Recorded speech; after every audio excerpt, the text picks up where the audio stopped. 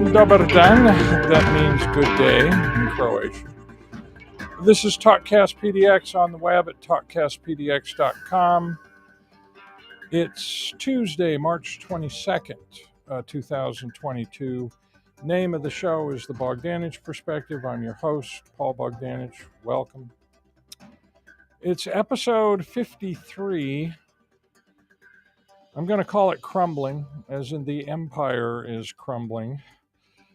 I'm a member of TalkCast PDX, and PDX has lifestyle shows and cooking shows and recreation shows and marijuana shows and all other kinds of shows. And I broadcast on their network, and they broadcast over YouTube. So I am subject to the content restrictions that YouTube imposes, and I abide by those.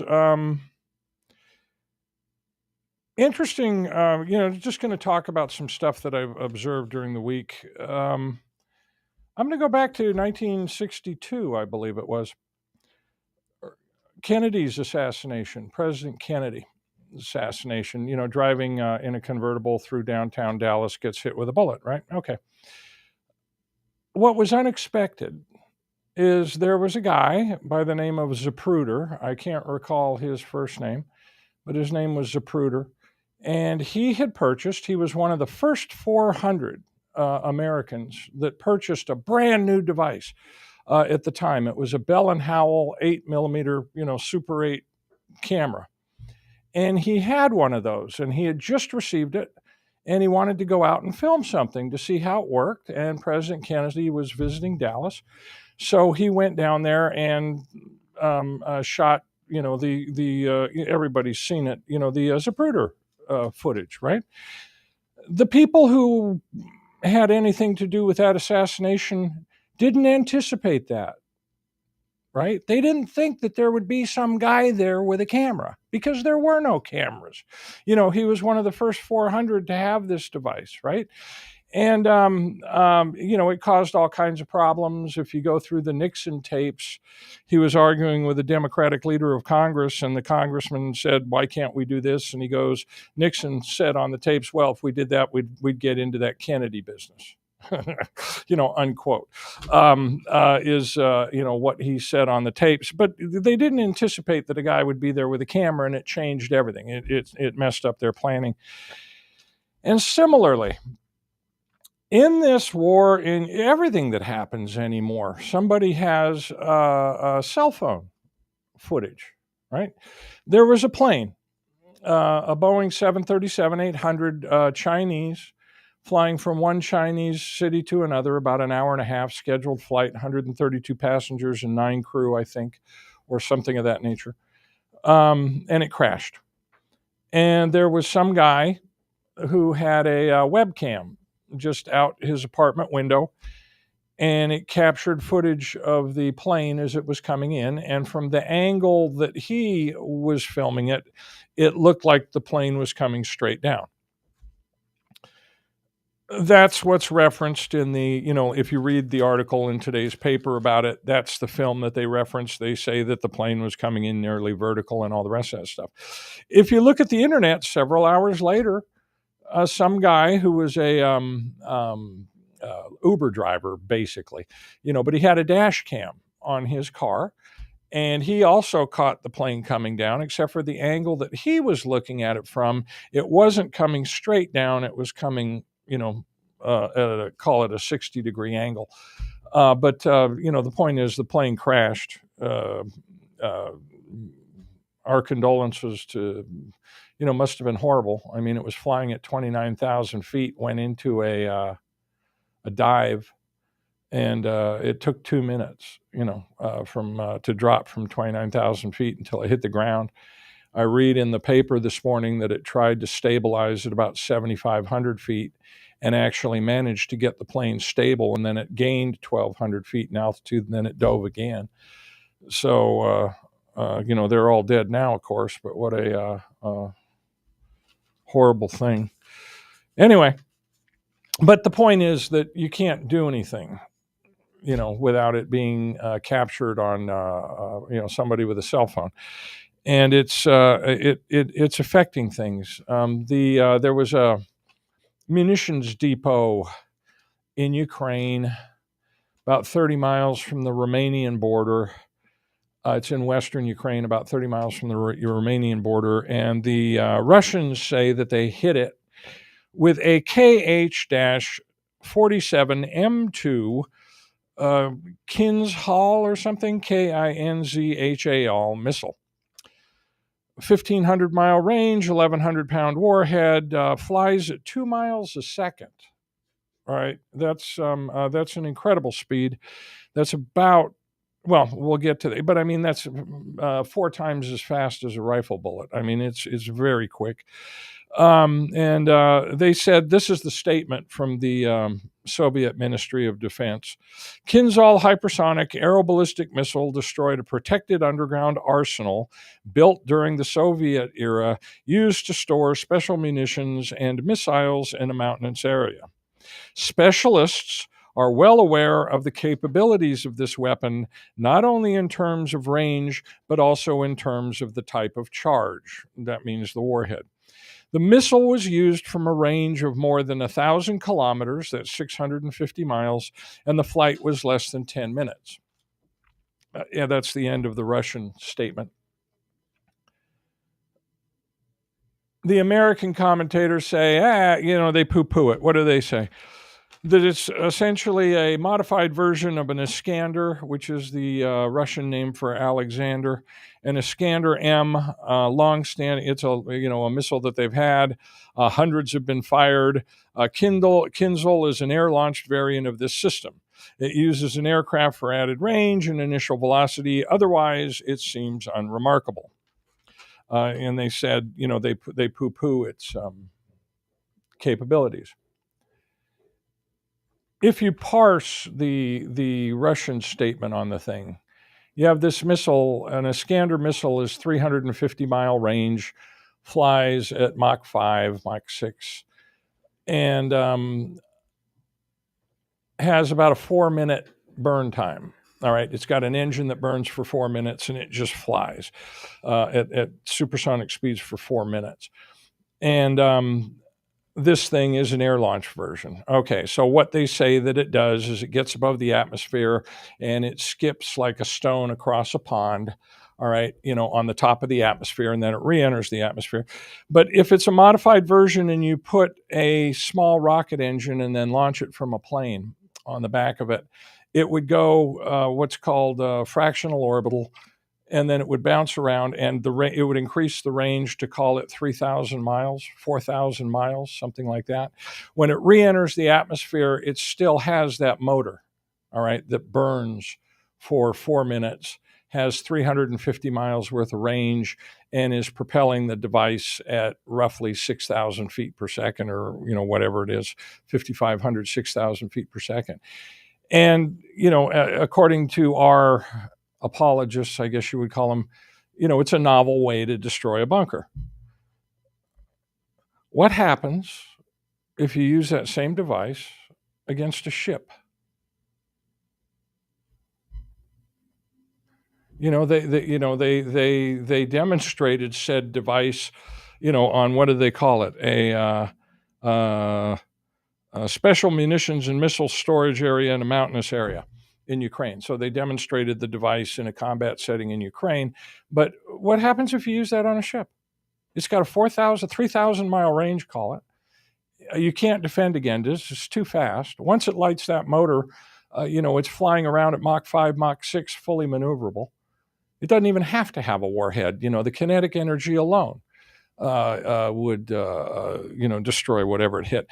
And I mentioned this. That's the way that the Russians are currently speaking to us. They're not talking to the State Department. There's no special negotiating panel. They don't accept calls from the president's office, etc. They're speaking to us by making these demonstrations, and it's like I said, everybody's got some film. It's pretty amazing. There was some farmer in Ukraine, And he saw, apparently they launched two. He saw one go by, so he pulls out his camera, right? And he's standing out there in the middle of his farm. And it's, it's far away. And all of a sudden, he sees another one and he does this. And it looks like a flying bolt of lightning. All right, you can't detect any missile at the front or in the back. It just looks like a flying, bolt of lightning. So he apparently caught that on film. In all the papers, Russia bombardment grinds on, and then they have a picture of a rescue worker standing in a shopping center in Kiev. And they if you look at the picture and have any experience with these type of things, if that's a shopping center, then it only had one store in it. The store was called Explosives R Us, and it was selling pallet loads of RDX. Because they also had video footage of that and the quote unquote shopping center. The secondary explosion, in other words, what the strike lit that was on the ground, is much heavier than the original blast. But that's the way it's framed in our paper. It's hard, I was reading today's paper and there's an editorial. Okay, this is not news. It's not news per se. It's in the editorial section. So there's no article about it, right? But and I brought my wrong glasses today. My apologies, the big black ones. But this is in the editorial section, mind you. Okay. It says, when the leaders of Saudi Arabia and the United Arab Emirates decline phone calls from the President of the United States, rebuff his requests to help lower oil prices, and shy away from condemning Russia's invasion of Ukraine, and when the UAE hosts Syrian dictator Bashar al-Assad, and et cetera, et cetera. But the point is, they didn't take, to me, that's a news item, not the way to start an editorial column. That there's a broad number of people that don't even accept the calls of the President of the United States. Speaking of which, Mr. Biden met with President, what's his name? Xi Jinping, what we call him in China, and asked for help on Ukraine and this and that. I mean, think about that Russian missile, right? It's, the way we look at it, it was a novel way to attack a bunker. What if they sold 30 dozen of them, or, to the Chinese? Or, anyone, our whole surface Navy is, essentially obsolete. 4,000 mile range, 6,000 meters per second closing speed. It's just it's indefensible. Yeah. Anyway, but he was speaking to Xi, and they had some kind of a conference, and they asked Xi what he thought of the president's requests, and apparently, President Xi of China made the remark. He said, "The person who tied the bell on the tiger," it's an ancient Chinese proverb, "the person who tied the bell on the tiger is responsible for removing it," is what he said. And if you think about that for just a second, if you tie a bell on the tiger and let it go for a couple of days, it hasn't eaten because it can't catch its prey because it's got a bell around its neck. And if you go to remove the bell, it's going to be very hungry and very ornery. And that was kind of like his response. The day after, I got a call from our Secretary of State, Bilkin, and Bilkin started threatening the Chinese. They sanctioned some individuals and all the rest of the stuff. It's bullying. President Biden says that the Russians are going to launch a cyber attack. The Russians responded and said, we don't engage in state-level banditry like the United States. And things are breaking down. They tell us in our papers that we have the quote-unquote support of the international community. That's a big thing. We have the support of the international community. If you can put up slide number 1, please. This is what we mean when we say international community. This is a map of the world that just shows our international community. As of this morning, you can take France off there. The French said that they're not going to sanction Russia, and all their firms are going to keep doing business in Russia, and so on. But that's the international community as we see it, or when we say that in our press, that's what it means. You can take that down.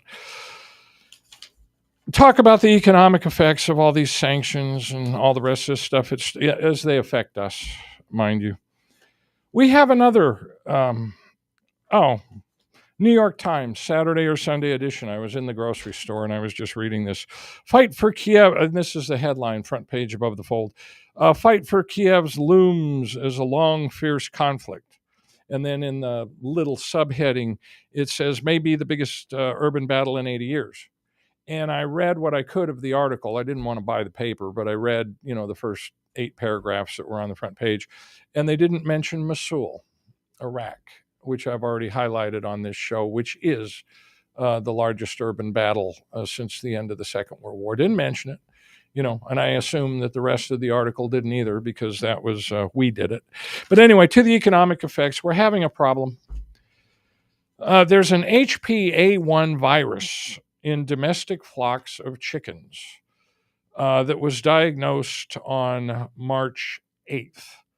Of this year in the central part of the country, Iowa, Kansas, like that. The initial call to try and stop the virus was 2.8 million chickens. By 10 days later, the call numbers have increased to 12, from 2.8 million chickens to 12.8. So we called an additional 10 million chickens in a week. It's unclear. It's in 8 states right now. But basically, the cost of chicken, beef and pork were already up there, as we've seen from the reports, but chicken's gone, for at least a little while anyway. They had to cull, whatever it is, 13 million pounds. There's a thing called the London Metals Exchange, which is a commodity exchange for traders where they trade metals.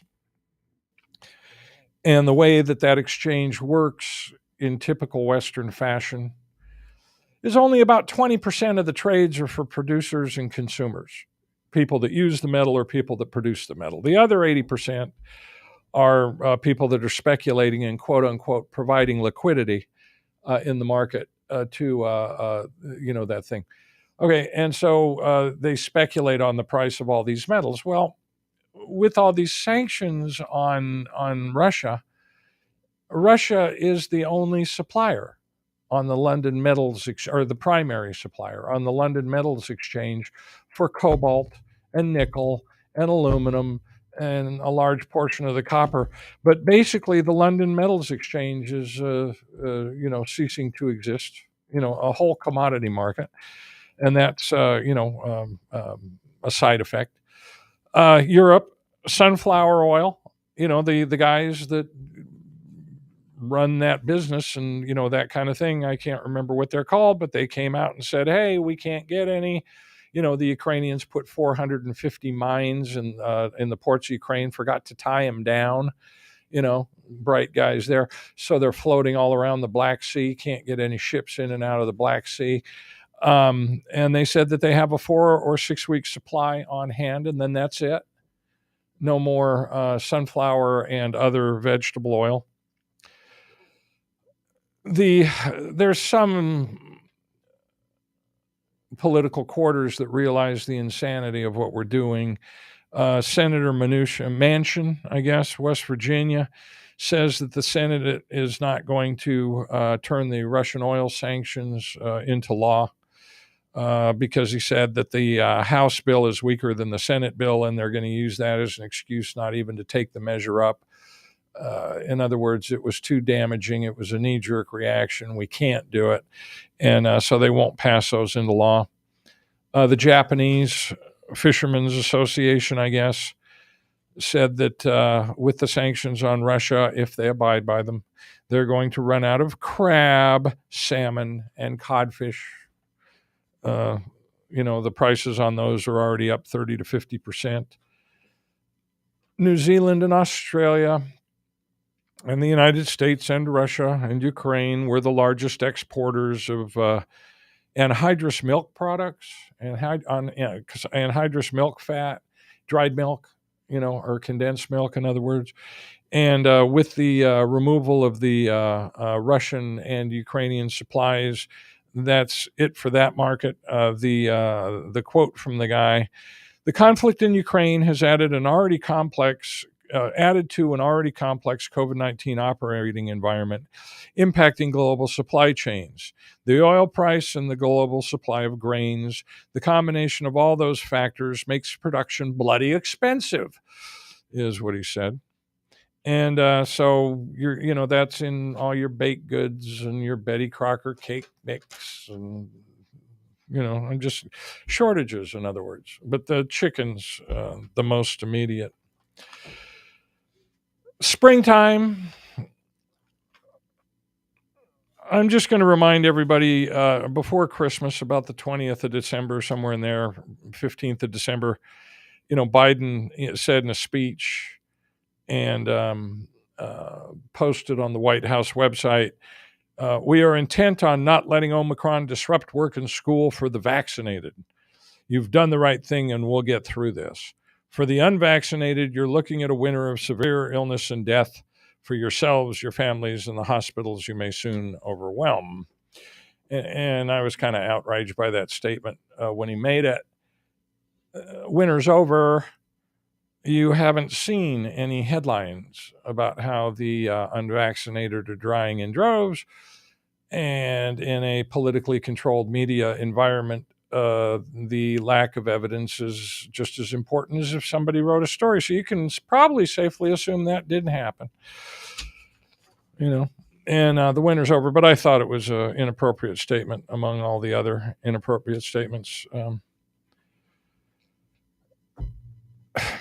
When you look at how the public is interpreting all this, if you could put up graph number 2, the disinformation, misinformation, censorship, and all the rest of it, different people have different sets of facts. This is anecdotal. This is data from Canada. EKOS is the source. Graph, there it is. And it's just anecdotal, but they did this big survey on political and other opinions in between different vaccination status, and this is just the summary. This is the only one they printed from the study. You had to pay for the full study. But this is the difference in between people that have had 3 or more vaccines and the unvaccinated. And it's not that material, other than to display that in Canada, at least, this was amongst Canadians, the worldviews there's no commonality in between the 2 positions. You can take that down, Justin. Domestically here, Yahoo News did a survey of their readers, so it's a convenience sample, people that read Yahoo News only. They tend to have a certain demographic that I won't go into, but more one side of the issue or the other. Even amongst that sample, 59% say that the country's headed in the wrong direction. Their number one issue is inflation. When you ask them, how worried are you about COVID, 46% are worried, 54% are not. Have you felt the increase in gas prices? 81% said yes. Who's responsible for the increase in gas prices? 38% say the government, President Biden and the rest of the government. 19% say Russia, and the others say a combination or they're not sure. When you ask them, should we impose a no-fly zone over Ukraine? 41% say yes. When you explain to them, reword the question, to indicate that a no-fly zone means shooting down Russian aircraft, that support level drops to 23%, indicating that without the explanation of what a no-fly zone means, they think it's like putting your name on a list so you can't fly on a domestic, passenger aircraft. YouGov did a survey just to see how closely Americans' perceptions of different issues match reality. A bunch of innocuous questions. How many Americans, in percentage, have an income above $500,000 a year. And the response among, I think, 6,000 YouGov participants was the estimate was 26%. The actual number is 1%. How many Americans are gay or lesbian? The public estimate was 30%. The actual number is 3%. How many Americans are veterans? The public estimate was 40%, and the actual number is 6%. What percentage of the United States population is Asian? Public estimate was 30%. Actual number is 6%. But they're pretty close on some things. You ask them, how many people have pets? How many people have a dog or a cat or whatever? They estimate 65%. The actual number is 62%. You ask them, how many people vote? They say 62%. The actual number is 61%. You ask them how many people have kids. They say 58%. The actual number is 57%. So they're not stupid. In things that they see and interact with. Do you have a pet? Did you vote? Do you have a child? They have their perceptions accurately match reality, but when you turn it to something that they only get from reading, their estimates are wildly off, and it becomes a problem. Oh, one other thing I saw in scanning around social media for these pictures, I came across a administrator who works at a hospital who remained anonymous, who sent the documents to some kind of a friend of hers who posted them on social media. Apparently, if you're a member of a doctor, if you're a pediatrician more precisely, and if you're a pediatrician in a health network, there are 10, quote unquote, recommended by the pharmaceutical companies vaccines for children that they're supposed to receive before they're 2 years old, 10 separate injections. DTaP, whatever that is, IPV, I don't know what that is, MMR, which is mumps, measles, rubella, hepatitis A, hepatitis B, current year's flu shot, et cetera, et cetera. If you're a doctor in one of these networks and you register somebody's kid and you give the kid all 10 of these vaccinations before, while the child's enrolled in your care, they pay you $400 to you personally as the doctor. What do they call it? It's called a provider bonus.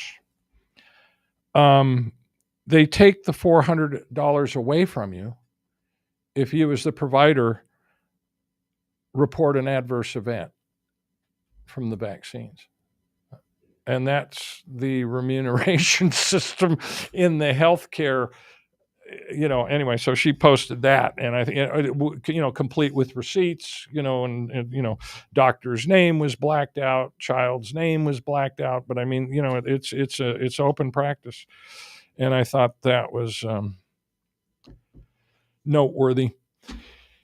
Anyway, to the markets. If you could put up graph number 3, please. This is just our graph of September 30th to March 21st, which was yesterday.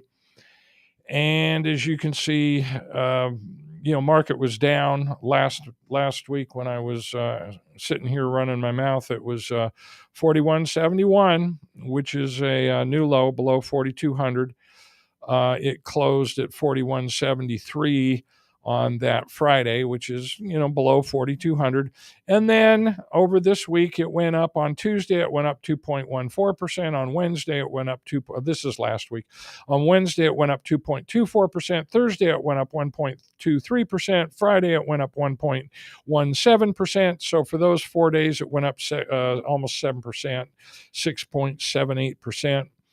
And then yesterday, it was flattish, but down a little bit, and it closed at 44.61, which is just below the 200-day moving average of 44.71.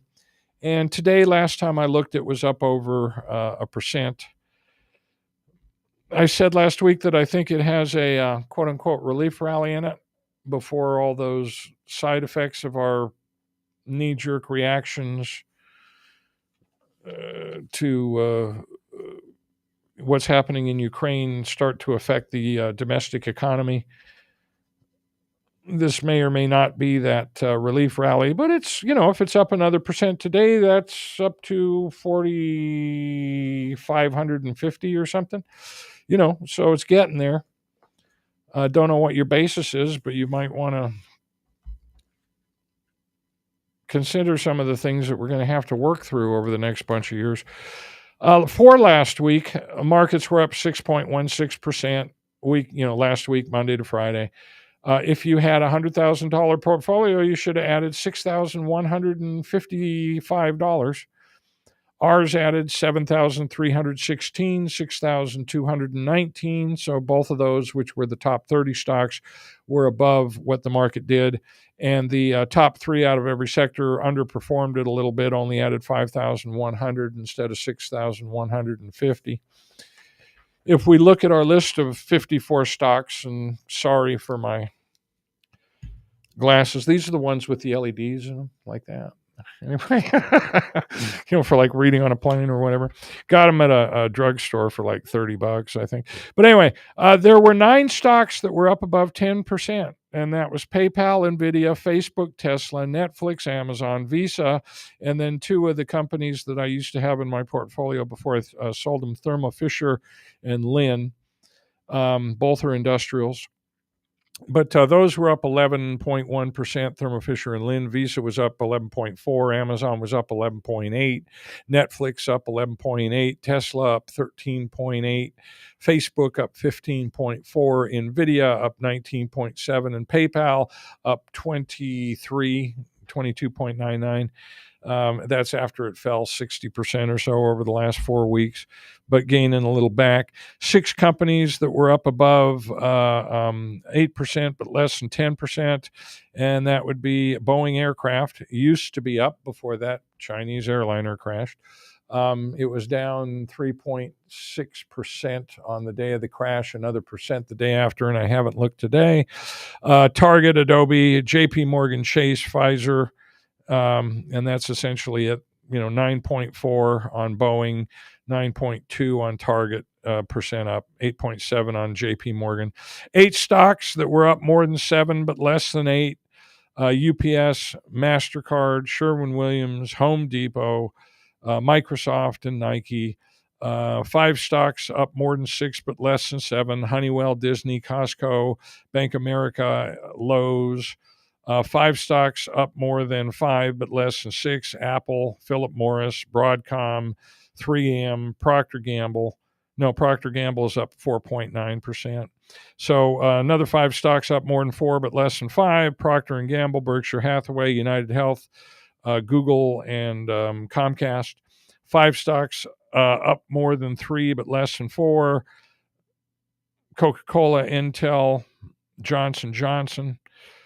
5 stocks up at all, but less than 3%. Walmart up 2.4%, Costco up 2.3%, ConocoPhillips up 1.2%, AT&T up 0.1%, and then 6 stocks that were down out of the entire 54, which includes the largest 35 stocks in the S&P 500. So out of all those, only 6 were down. Southern Energy, a railroad, down 1%. Duke Energy, an energy company, down 1%. I bet it's a utility. They own power plants, but they were down 1%. Kinder Morgan, which is the oil services pipeline company that had the leak in eastern Texas, western Louisiana methane leak. They lost, what did Kinder Morgan lose? 4.1%. Verizon Communications lost 4.2%. Chevron lost 5.4%. And Exxon lost 7.4% on decreases in the price of oil, principally because of, like I said last week, what we're doing to secure oil from the Iranians and driving them out of their mind.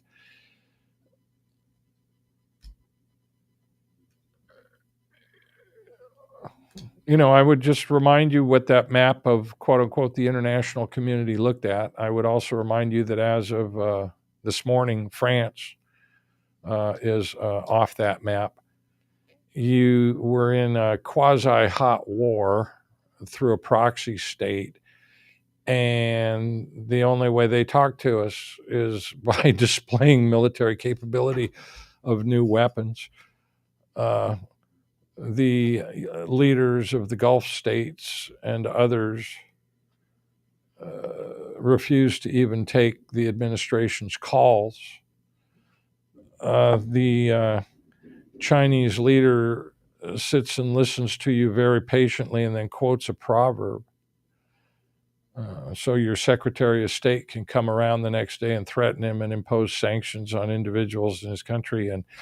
And some of the weapons, we're supplying Ukraine with all these weapons that are attriting a large number of Western forces. Nobody knows what they're doing. I argue with a guy that's a